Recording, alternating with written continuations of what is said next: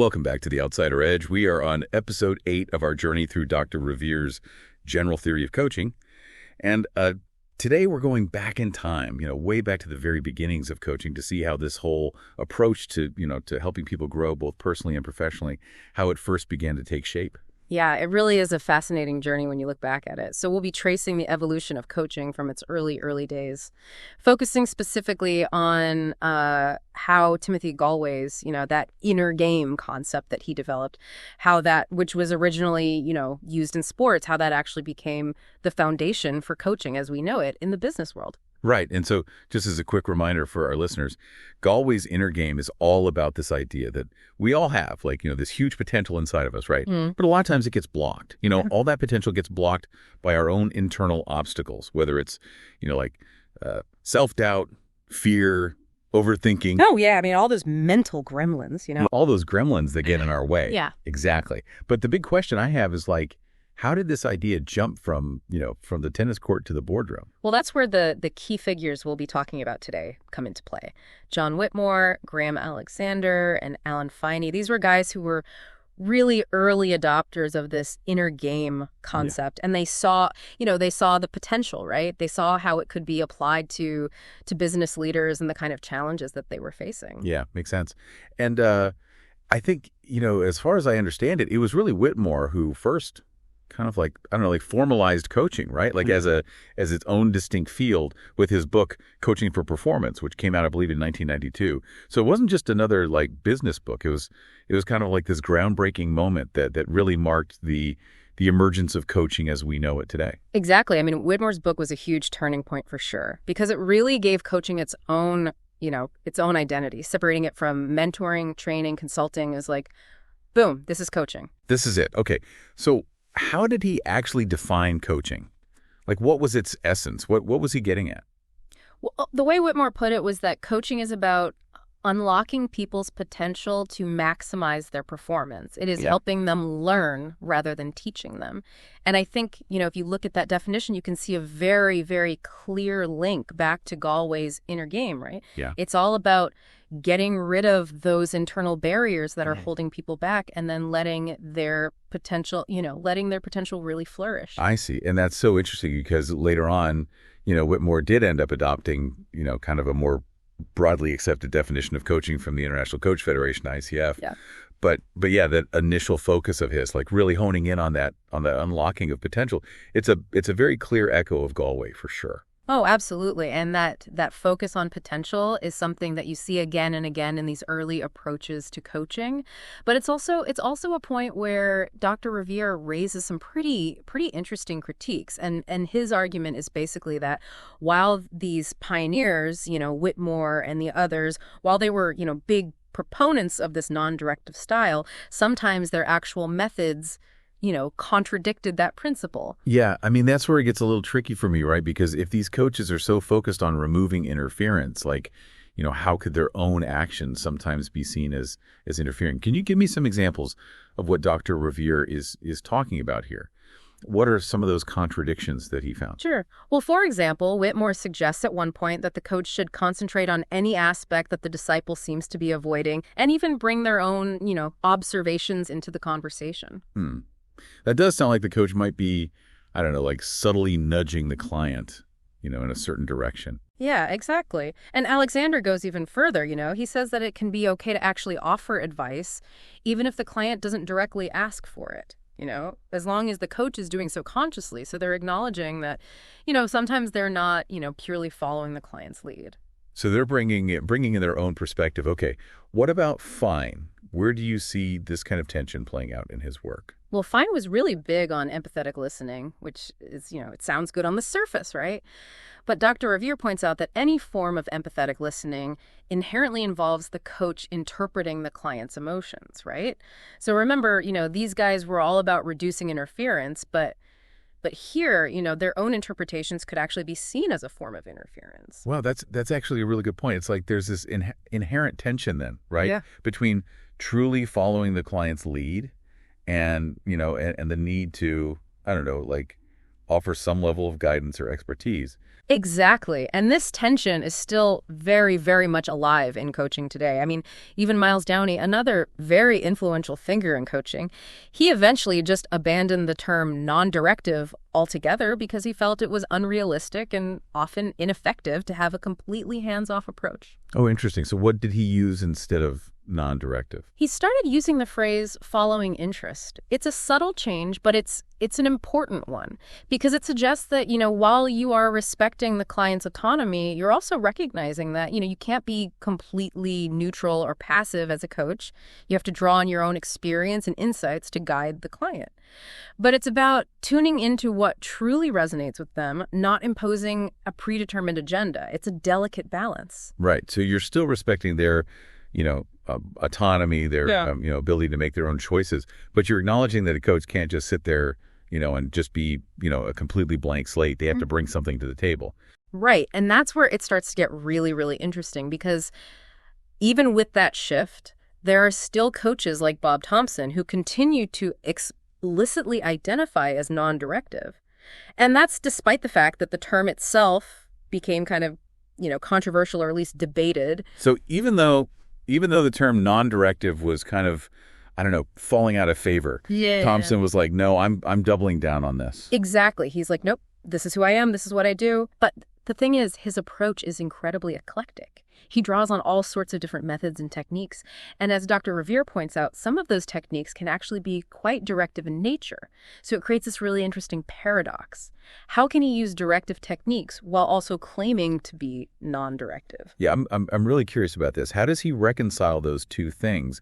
What kind of methods is he using that are raising these questions? Well, for instance, he draws a lot from existentialism and phenomenology. These are philosophical schools of thought that really emphasize individual freedom, responsibility, and the idea that experience is subjective. So on the surface, those ideas seem to align pretty well with the spirit of non-directive coaching, right? Because it's about respecting the client's unique perspective and helping them find their own answers rather than imposing solutions from the outside. But he also incorporates techniques from neuro-linguistic programming, NLP. Oh, okay, NLP, right. And NLP, as you probably know, often involves trying to guide the client's thoughts and behaviors in a specific direction. Okay, so that does seem like a contradiction, right? How does he justify using, NLP techniques if he's trying to stay within this, non-directive framework? His argument is that as long as these techniques are used with the client's full awareness and consent, and if the aim is to facilitate self-discovery rather than, imposing a specific outcome, then they can be considered consistent with non-directive principles. I see. I can see how he might make that argument, but it does feel a little, like a slippery slope. Yeah. I mean, even if it's done with the client's consent, isn't there always a risk of influencing them in some way? Exactly. And that's a big part of Dr. Ravier's concern. He appreciates Thomson's efforts to be true to those principles of non-directiveness, but he ultimately sees it as kind of a cautionary tale because he worries that this eclectic approach, while well-intentioned, can end up blurring the lines between guiding and directing. I get it. So it becomes harder to tell where one ends and the other begins. Right. And it really highlights the ongoing challenge, I think, of how to consistently apply non-directive principles in practice. So it seems like we keep coming back to this tension, right? Like the tension between being truly non-directive and also needing to leverage your expertise to help the client, move forward. Yeah. Even with the best of intentions, it's a really tough balance to strike. Oh, yeah. It's a constant balancing act, that's for sure. And I think Thomson's work really highlights how crucial transparency and clear boundaries are in coaching. It's so important for the coach to always be checking in with the client and making sure they feel safe, respected, and truly in control of their own journey. It sounds like Dr. Ravier is advocating for a much more, rigorous and clearly defined approach to non-directive coaching, right? Like one that really minimizes the potential for those lines to get blurred. Absolutely. He believes that the real power of coaching, the unique power that it has, lies in its ability to facilitate genuine self-discovery. And that requires a real commitment to a purely non-directive method. Okay, so we've examined these early approaches to coaching. We've seen some of the critiques that Dr. Ravier raises. I think the big question that's probably on everybody's mind is this. Is truly non-directive coaching even possible? Or, will there always be some degree of influence from the coach, whether it's intentional or not? That is the million-dollar question, isn't it? And Dr. Ravier tries to answer that question in his general theory of coaching by offering a new framework for how to understand and practice non-directive coaching. And he does this in a way that tries to address a lot of the contradictions and inconsistencies that we've been talking about. Okay. This is what I've been waiting for. It sounds like he's proposing a more refined and potentially more effective approach to non-directive coaching. Can you tell me a little bit about how he distinguishes his approach? What makes it different? Well, one of the core things he does is he distinguishes between two types of coaching. He calls them coaching as a verb and coaching as a noun. Oh, coaching as a verb and coaching as a noun. Okay. Break that down for me. So coaching as a verb is that very broad sense of the word that we've been talking about, right? Where, anyone can offer advice or guidance to someone else. It could be your boss giving you feedback, a friend helping you with your resume, even your neighbor giving you tips on your golf swing. It doesn't necessarily imply a specific methodology or a set of principles. It's just a general way of helping. So coaching as a verb can be both directive and non-directive. It's just, sort of a catch-all term for those helping behaviors. Exactly. But Dr. Ravier argues that coaching as a noun is something completely different.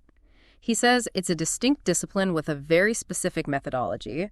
And that methodology, he argues, needs to be fundamentally non-directive. Okay. So he's saying that, to really call ourselves coaches in a professional sense, we need to adhere to this specific set of principles, right? Right. Principles that prioritize the client's autonomy and self-discovery above all else. Yes, exactly. And he goes on to define coaching as a noun as a helping relationship based on the application of the non-directive method. So it's not just about avoiding giving advice. It's about a much deeper commitment to creating a space where the client can truly discover their own answers. Wow, that's a powerful statement. Yeah. And it suggests that there's a real art and skill to being truly non-directive. Right? Yeah. Like, it's not just about what you don't do, but also about this specific skills and awareness that you bring to the coaching relationship. Right. It requires a level of rigor and intentionality that goes beyond just, saying, oh, I'm not going to give you advice. And that's where Dr. Ravier gets really specific. He actually outlines very clear guidelines for what this non-directive method entails, step by step. He's not saying it's easy, but he believes it's absolutely essential if we want to unlock the true transformative potential of coaching. Okay, so let's dive into the specifics then. Yeah. What does Dr. Ravier's non-directive method actually look like in practice? What are those guidelines that you were just mentioning? Well, at its core, it's really about creating a space, a space where the client can access their own inner wisdom, their own inner resources. It's not about the coach providing the answers or solutions or even, offering interpretations of the client's experiences. It's about helping them tap into what they already have within themselves. Yeah, we touched on this earlier, but can you elaborate a bit more on what Dr. Ravier means by avoiding interpretation? What does that actually look like, when you're in a coaching session? Sure, yeah. It's definitely a subtle point, but it's a crucial one. So while the coach needs to deeply understand the client's experience, they have to be really careful not to impose their own meaning on it. They have to resist the urge to interpret what that experience means for the client. Right. So it's not about the coach coming in and saying, well, this is what this means, or this is how you should feel about it. It's about honoring the client's unique perspective and letting them figure things out for themselves. Exactly. And, a good example of this would be, let's say a client comes in and they're expressing a lot of frustration over, maybe a missed promotion at work.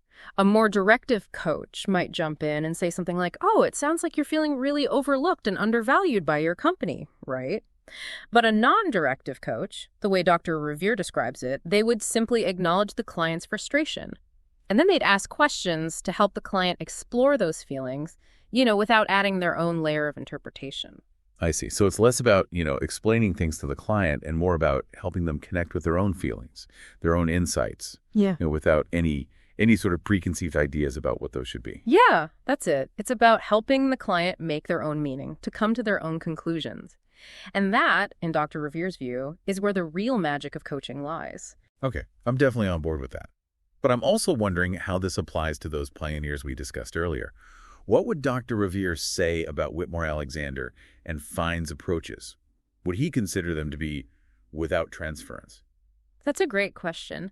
Dr. Revere definitely acknowledges their incredible contributions, especially their focus on empowering clients and helping them reach their potential.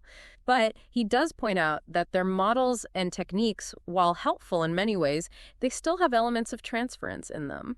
Can you give me an example? Sure, take Whitmore's GROW model, for instance. Okay. It's super useful as a structure for coaching conversations, but it also assumes this specific sequence of steps. Right. Goal reality options. Right. Exactly. And that sequence may not always align with the client's natural flow of thoughts and feelings. So even though it's designed to be client-centered, it could subtly steer the conversation in a way that reflects the coach's own understanding of how coaching should work.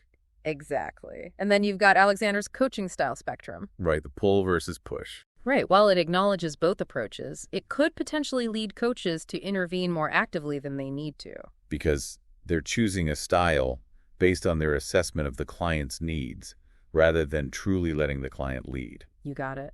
And finally finds distinction between outside-in and inside-out coaching. While it highlights the importance of removing internal barriers, it could still create a dynamic where the coach is seen as the expert with all the answers. Even if Fine's intention is to help the client find those answers within themselves. Precisely. Dr. Revere would say that even the most well-intentioned attempts to guide or support can sometimes create subtle forms of transference. This is fascinating. I'm really starting to see how coaching without transference can lead to deeper, more lasting change than a more directive approach. It's about helping the client tap into their own wisdom and resources, rather than relying on the coach to tell them what to do. This has been such an insightful exploration of the nuances of non-directive coaching and the importance of coaching without transference. As we wrap up, what's a one key takeaway you'd like our listeners to remember? I think the most important thing is that true coaching, it's about empowering the client to find their own answers, not imposing ours on them. It's about having deep respect for the client's inner wisdom and trusting their ability to grow and transform. Well said. And to all our listeners out there, whether you're a seasoned coach or just starting to explore this field, I encourage you to really think about how you can bring more awareness and neutrality to your coaching. It's a journey worth taking, both for yourselves and for the people you're coaching. Absolutely. It's about constantly learning and growing. And remember, as Dr. Revere reminds us, the most powerful coaching often happens in those spaces between the words, where true understanding and connection can emerge. Couldn't agree more. That's a beautiful thought to end on. Thanks for joining us on The Outsider Edge for another thought-provoking exploration. Until next time, keep those minds open and those potentials unlocked.